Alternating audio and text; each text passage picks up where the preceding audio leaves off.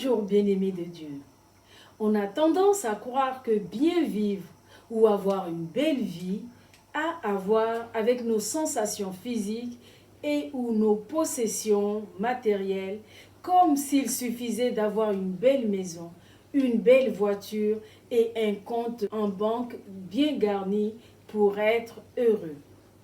Or, le bonheur ne consiste pas à se sentir bien ou à avoir des biens, mais à être bon et faire du bien aux autres.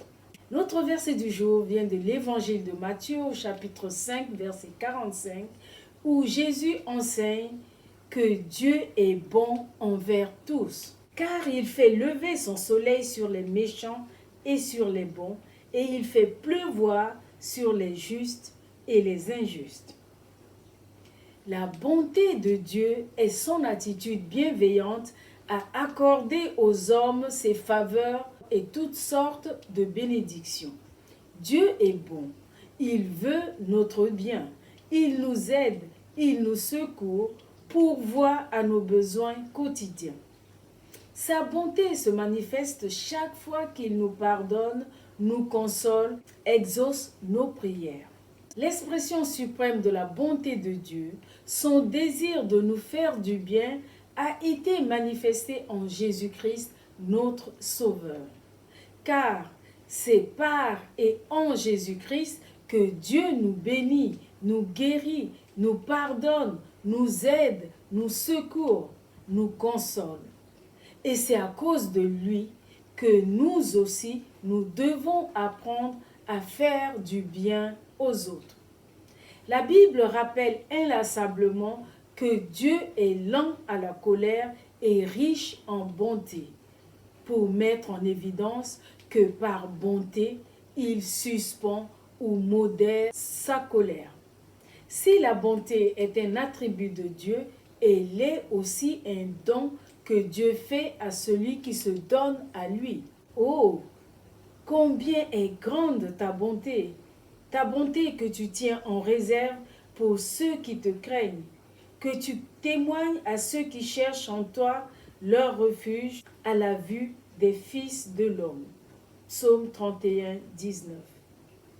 La bonté, fruit de l'esprit, est une disposition de cœur à aimer notre prochain en lui faisant du bien.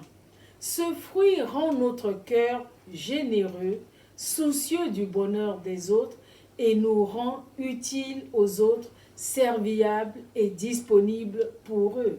C'est le meilleur pédagogue pour triompher de notre égoïsme naturel et de notre penchant à ne servir que nos propres intérêts et à ne faire du bien que si l'on nous fait du bien, à n'être serviteurs des autres que s'ils nous servent avant. Bien-aimés, lorsque nous sommes découragés, malheureux, il est bon de se souvenir des bienfaits de Dieu et en particulier de la bonté infinie de Dieu, comme l'a fait le prophète Jérémie en Lamentation 3, 21 à 22. Mais voici ce que je veux repasser en mon cœur, ce qui me donnera de l'espérance. Les bontés de l'Éternel ne sont pas épuisées, ses compassions ne sont pas à leur terme.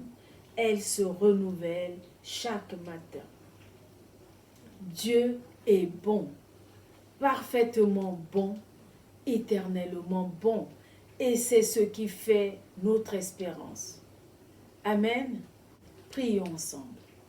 Seigneur, nous voulons dire comme le prophète Ésaïe au chapitre 38, 16, que c'est par tes bontés qu'on jouit de la vie. C'est par elles que nous respirons encore.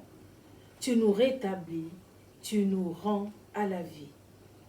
Merci Seigneur de nous montrer le chemin du bonheur, apprendre à faire le bien et à être bon pour la grande satisfaction de Dieu. Amen. Excellente journée, le cœur disposé à faire du bien aux autres. Soyez tous bénis.